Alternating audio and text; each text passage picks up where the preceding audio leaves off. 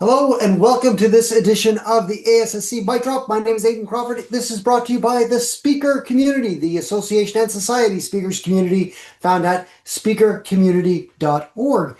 This week, we have a very special guest, somebody who I know very well, somebody who I've spoken to plenty of times, somebody who is interesting, unfailingly interesting, every time I happen to get him on a call. Fred Joyal is not only a best-selling author and keynote speaker, he's also a lifelong entrepreneur. He has been in charge of companies that have made millions and millions of dollars in mistakes. And as he will say in this interview, the more money you make, so the bigger mistakes you can make. And he wants you to avoid them. He's considered an expert on boldness and how it can be learned as a life skill. You're really going to learn a lot from the interview with Fred, but remember to stick around and watch his showcase interview afterwards, because it has some real great insights that you'll be able to apply right away to your own life, to your own business, to your own career. All right, let's get going. All right. Hey, Fred, good to see you on the podcast today. Aiden, I'm excited to be here, as always. Chatting with you is always fun. Well, now you're buttering me up. That's a good way to attack the host. I'd like to actually just start with a bit of your experience. And really the way we're coming at it is the people that are watching this podcast or listening to this podcast on the different streamers, which I should remind everybody right now, smash that subscribe button, subscribe. We're a very, very important podcast.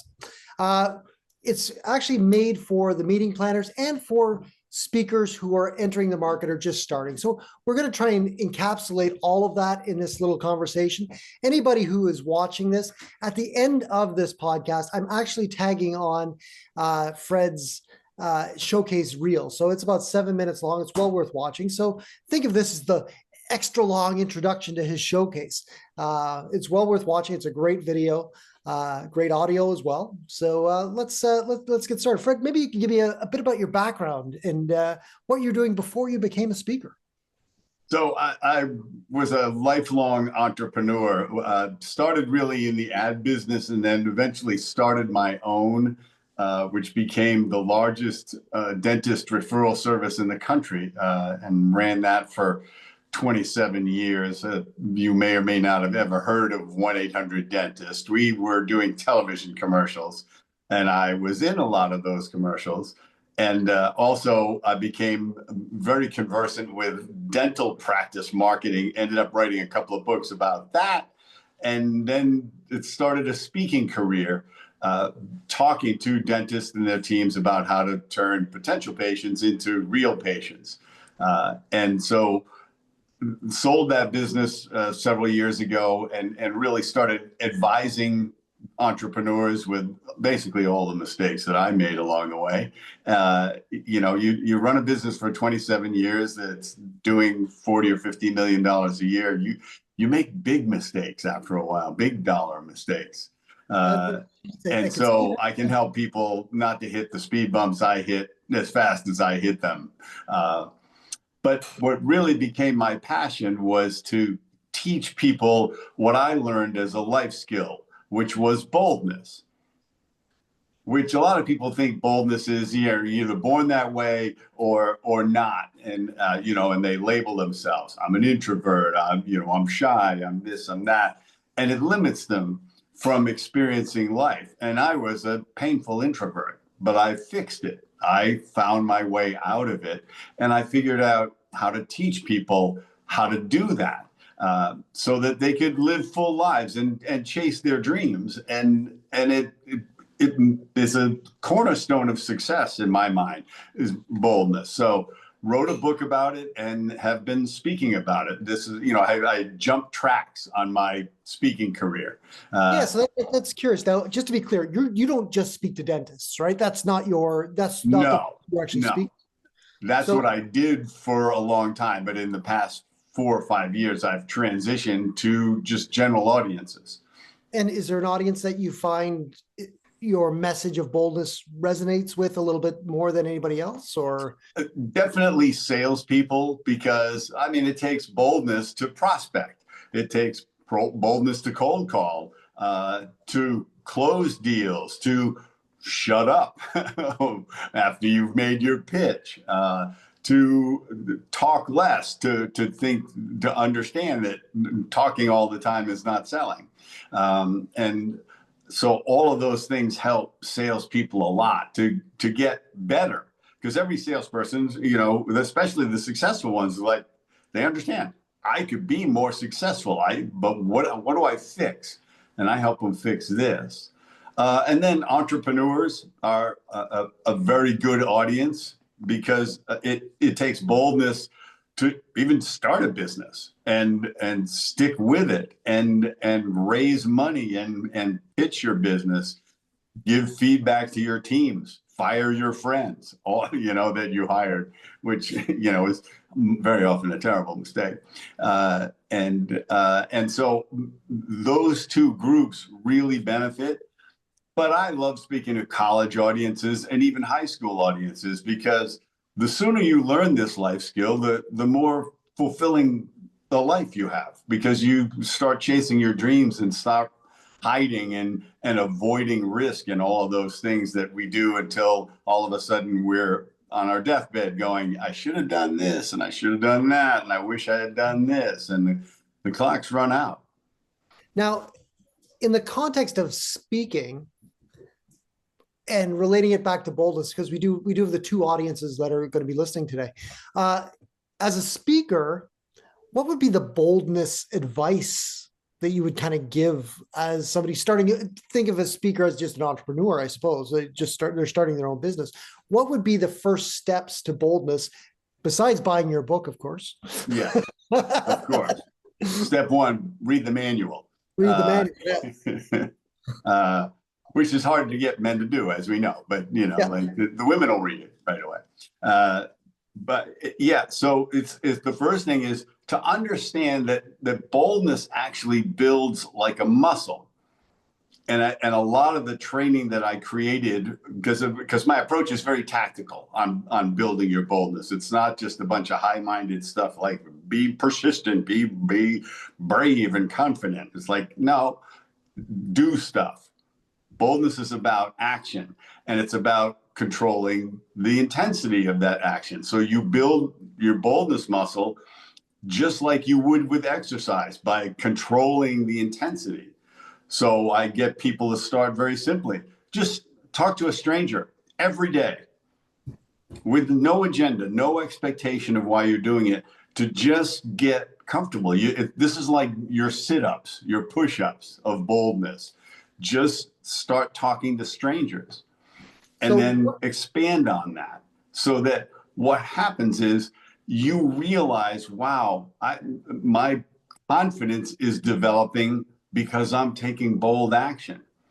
And you have to be willing to be uncomfortable as you take these bold actions. People say, oh, I'm not comfortable talking to strangers. I say, great, that's why you should be doing it. Because that's what's going to expand your boldness and eventually your confidence. And I guess that'd be the same advice you would give to salespeople. Sure. As far as like just getting out there and working that muscle. Do you think that because we're sending emails all the time and we're doing that kind of outreach that's impersonal as opposed to being personal, that's let our, I guess, boldness muscle atrophy throughout our careers lately, because it's so easy to just send an email rather than pick up the phone and talk to somebody, or even just present in front of an audience? There's all of these ways now of avoiding uncomfortable interaction, but real success comes from being uncomfortable. Oh, I gotta present in front of all these investors, and I'm not so sure, that I'm going to say everything that I want to say. Yeah, that's that discomfort. You want to get strong enough where you say, I got this. These are just people I'm talking to, and I've talked to strangers all the time, and I am feeling my confidence because I've built my boldness muscle. And so, yeah, it's very much about that, getting beyond that feeling of like, oh, this isn't going to go well, to say, I have done this enough that unexpectedly good things happen. And that's kind of the feedback loop that you develop. It's very interesting how that happens, because it surprises people. Well, it's funny you say that because I know that in our group with in the ASSC, Ed Rigsby, who people are watching this may not know Ed Rigsby, may know Ed Rigsby, an association guy. But one of the things that he first said to me was, "There's 100,000 associations in America, and as a speaker, you need to pick up the phone and call them, start calling them, and it doesn't matter if you screw up the first 100 calls." Yeah. Because every call you make, it's like going to the gym. Every call you make makes you a little bit stronger, makes you a little bit more confident. And eventually, even if you're starting very, very at the very, very bottom, you'll get that confidence and you'll accrue that skill of talking to people and getting your message across. And I think that's really powerful, and being bold. That's an amazing part. Now, let's come at it from a different direction, from the meeting planner's direction. So when you're reaching out to a meeting planner, what is it that you bring to an event that they say, we got to bring Fred in? I'm going to give people just a counterintuitive way of looking at boldness and realizing that this is something that wherever they're at, from painfully shy to fairly confident and bold, they can increase that faster than they imagine possible and get much further than they imagine possible. And I'm going to give them very tactical ways. And there's going to be some interaction. People are going to be doing stuff. And if I got enough time, I'm going to bring people up on stage and do some stuff and just say, I want you to feel the discomfort. But I'll even give them techniques. It's like, this is how you start talking to a stranger. Don't think you have to be clever or brilliant or super interesting. You just have to be nice. You just have to be curious. You just have to be friendly. Just the one of the things I teach them is a drive-by compliment, which is just compliment somebody expecting nothing in return and watch the reaction. And then you learn two things. You can make somebody feel really good really easily, and not having an agenda is perceptible and it opens people up. And this is important for salespeople. It's like, you got to get good at not projecting your agenda, which is, I need to close this deal to pay my rent. As soon as the buyer feels that, it's over. And that works the same way in teams, right? Like if I'm on a team, and I worked in insurance for a while in the banking system before I got into this racket, and yeah, you would know if somebody came over to your desk. It's like, I've never spoken to this person before. They want something. It's like, but if they'd come over every morning and said, good morning, I like your jacket. I like, and built that relationship, and I'm an approachable guy. I'm not somebody who sits there very intimidating. But if somebody comes up to me in the office and I know they want something, talk to me before you want something. Make that, what does Ed call it? The relationship bank deposit, right? Go up there and say, okay, I'm willing to help you out. Make people want to help you. People don't actively try and root for your failure. They want you to succeed. Yeah. And, if you're nice and I guess, and bring back, I don't want to conflate niceness with boldness. But I do think they're the same. They lead into each other. Being personable lets you be more bold and make those asks. And it's harder to make those asks if you're not building those relationships in the first place.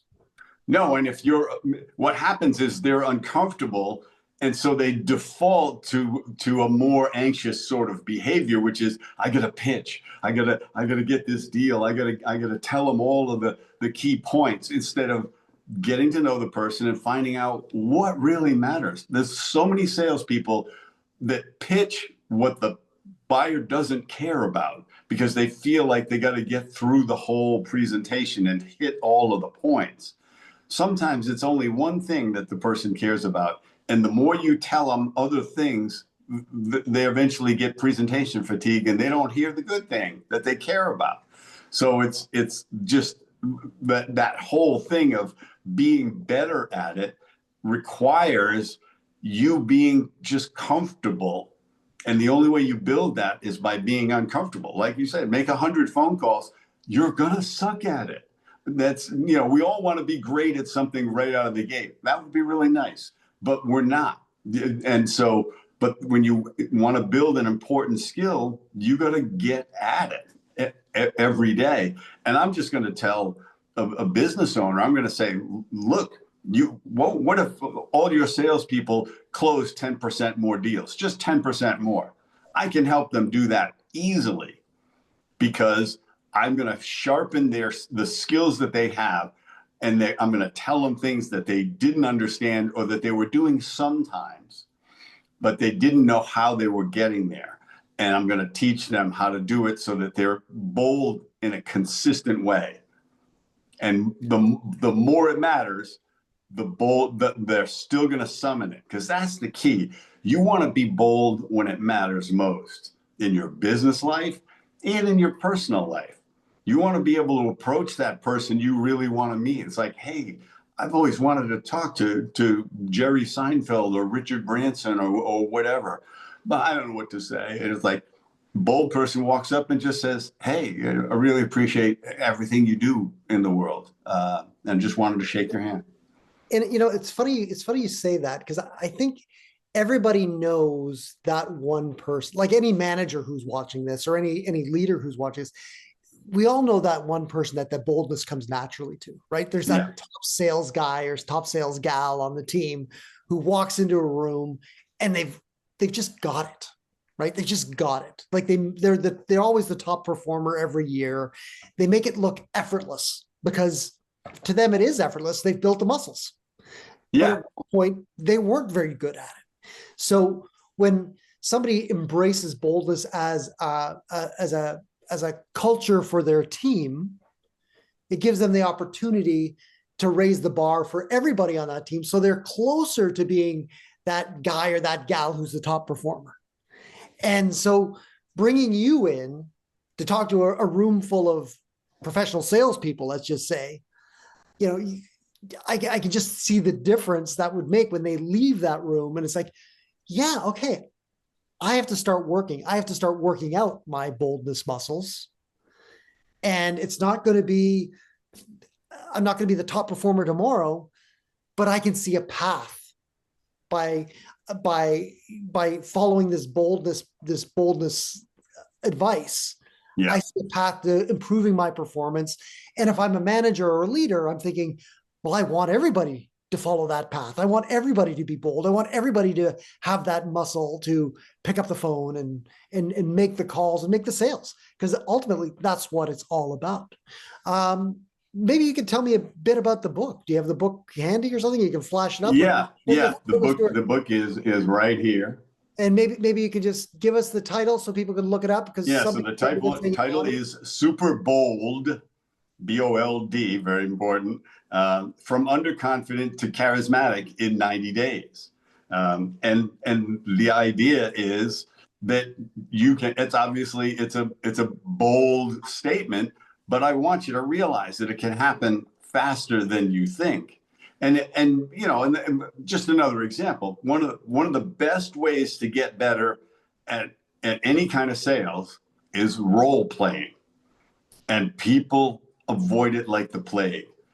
The bold thing is to say, can I role play my pitch with you and take feedback? Because it takes boldness to ask for feedback. We hate it, but it's what makes us stronger.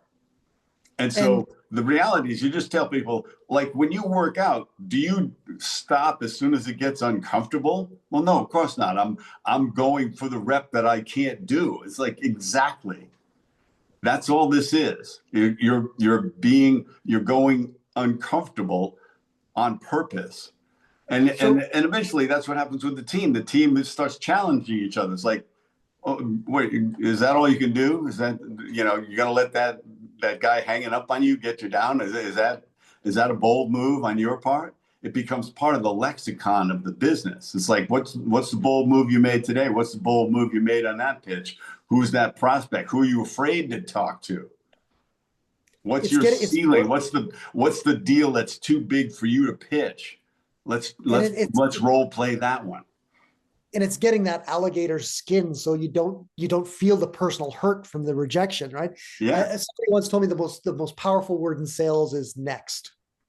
Yeah. Somebody's like not interested, next. Don't take it personally. This is not your child. This is a product. Even if it's your business, still not your child. Yeah. You need to be able to take people's rejection and let that make you a little bit stronger. Make that thicken your skin so that you can go out and you can make the pitch a little tighter next time. You can make the pitch stronger with every interaction with somebody else. I think that's great advice. Now, the book says 90 days to being more confident. Would it be a book for salespeople or leadership? Who did you write it for? Oh, it's for salespeople, because about 25% of the book is exercises that you do that control the dosage of the intensity of the exercises till you're comfortable, and then you go like, I got to up my game. I got to do something a little harder, a little more challenging. And it starts where it says wherever you are, this is where you start. You can't talk to strangers. Smile at 5 people a day. And eventually what happens is you realize some people are never going to smile back, and you stop taking it personally. You stop, and like you say, you've developed this alligator skin. You realize 99% of rejections got nothing to do with you. And Exactly. and so you just keep you smile at everybody. You go like, wow, that person didn't smile at all. Must be having a bad day. Instead of going, what's wrong with me? Yeah. No, that's great. Okay. Is there anything else that you would like to talk before we throw to your showcase video? Because I think it's a very strong. I just want people to realize that this can transform your life, and it can just happen faster than you think. Now, in addition to keynotes and breakouts, and the way you were talking earlier about your program, when you were saying interactive, so it's more of a breakout rather than a keynote, or do you have a keynote as well? No, it's sometimes I get them to do stuff with each other. Mm-hmm. And then sometimes I'll get people up on stage as an example. I love to say, who's the shyest person in the room? And, a couple of people raise their hands, and I say, all right, let's be realistic. The shyest person in the room is not going to raise their hand. Yeah. They're not even looking at me because they're afraid I'm going to find them.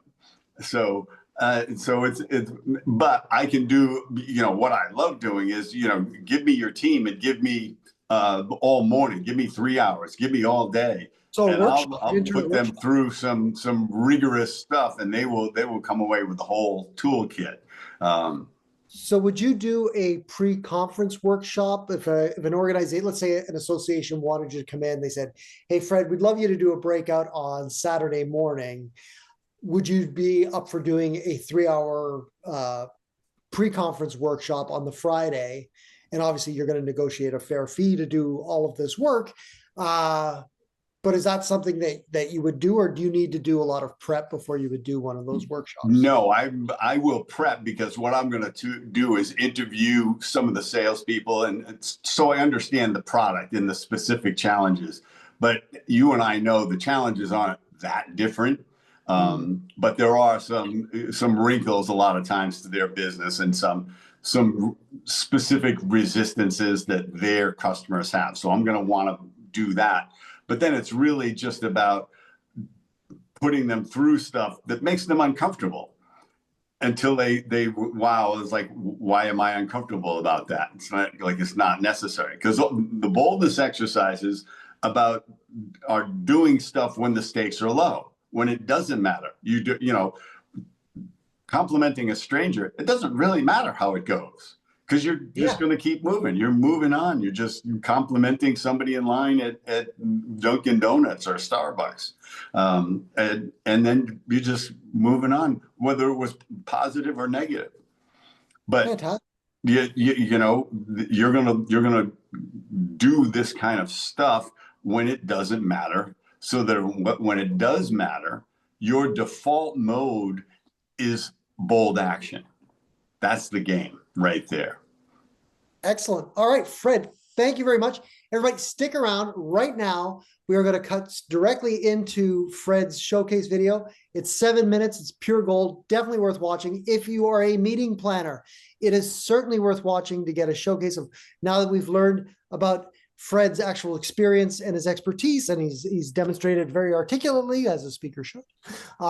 It'd be nice to watch the actual Fred in action, giving a portion of his speech and a little bit of his talk. It's only 7 minutes long, well worth your watch. Reach out to Fred in the link below. There in the description below, there is a hot link to his showcase page. You can work with Fred directly. Bring him in for a paid engagement at your association or your event. He also does workshops. He is great. All right. Thank you very much, Fred. Thank you, Aiden. All right. Boldness. Many people think it's a personality trait, but in reality, it's a life skill. And not just that, it's a learnable life skill. I know this because I taught myself to be bolder. I was a shy, introverted person growing up, and even in my 20s and 30s. But I taught myself to become bolder to the point where I'm comfortable on stage speaking in front of 5,000 people. I'm Fred Joyal, and I teach a systematic way that anyone can increase their boldness and confidence much faster than they thought possible. What people don't understand is that bold action is what builds confidence, not the other way around. Most people have it backwards. They say, oh, I would be more bold if I were more confident. The reality is, boldness builds just like a muscle. You have to strain yourself. You have to be uncomfortable. You have to control the intensity, but you can't look for the comfortable way to go. You have to strain yourself, challenge yourself. And what happens is your confidence expands and expands, and your comfort zone expands and expands by taking bold action. Now, why become bolder? Well, one, because life is short. It's too short to think you're going to get to your dreams tomorrow or the next day or next year or when you have more time or more money. And it's a life skill that you can use to start a business, ask for a promotion, raise money for a business, prospect, close as a salesperson, or be the person you want to fall in love with. It's a life skill that you want to learn. Now, I'm reminded of how boldness builds like a muscle by this experience I had when I was traveling to New Zealand a few years ago. A group of my friends said, let's go bungee jumping. They invented it here. So we went to the bridge where bungee jumping was invented, which is about 100 feet over a river. Now, I'm excited to go because I'm not afraid of heights at all. I can't wait to jump off this bridge. But in front of me was this young woman. She's got the gear on her legs, and she's standing on the platform, and she's bawling her eyes out. She's saying, so terrified of this. I'm afraid of heights. I don't know how people talk me into this. I'm so scared. I can't do it. I can't do it. You're going to push me. And she's telling the New Zealander crewman to give her a push. Typical New Zealander, he says, I'm not going to push you. You can stand there all day if you want, or you can come down, or you can jump. It's all up to you. Now, I'd have bet $1,000 she wasn't going to jump because she's coming apart at the seams. 20 minutes goes by. All of a sudden, she leans forward and goes. Now, when you're done, you're hanging over the river by the bungee cord, upside down, like a rabbit in a snare. And this boat comes over and disconnects you and brings you back to shore. So they bring her back. She comes running up to do it again. And I was so proud of her because she stayed right in her fear. She didn't wait till she was confident. She did it in spite of her fear. She went and took bold action. And she said an amazing thing. She said, if I was so scared of this and it was so much fun, why would I ever be scared of anything ever again? I'm sure this changed her whole life. This was a transformational experience of taking bold action. And this is what it's like. You can build your boldest muscle so that you can have a fulfilling and satisfying personal life and professional life. Now, what follows is a quick video of me on stage and also talking about some of the principles I teach on boldness. Hope you enjoy it. Life is short. Life is too short to let somebody else decide what you're capable of.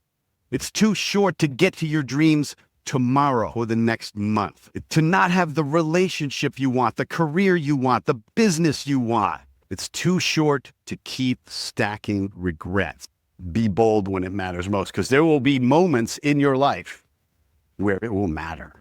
And they may only be 5 or 6, may only be 1 or 2, but they will control the trajectory of the rest of your life. I loved Fred's talk today about being bold. I felt like he was speaking right to me. He's got such a presence. He's so clear.